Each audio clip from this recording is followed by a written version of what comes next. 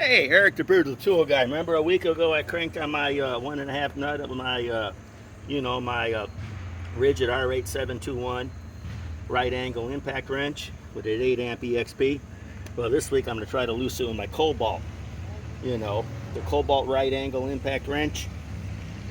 With the ultimate output. Reverse.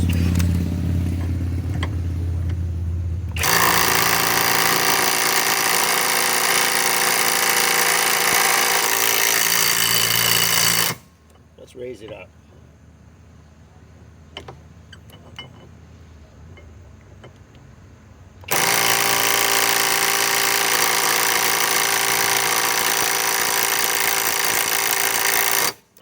Forget it. Okay. Now,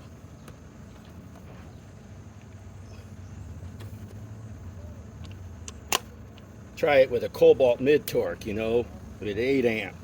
EXP, ultimate output.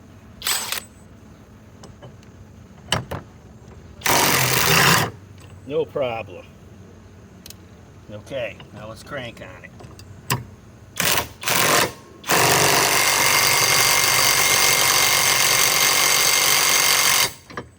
Nothing beats a mid torque.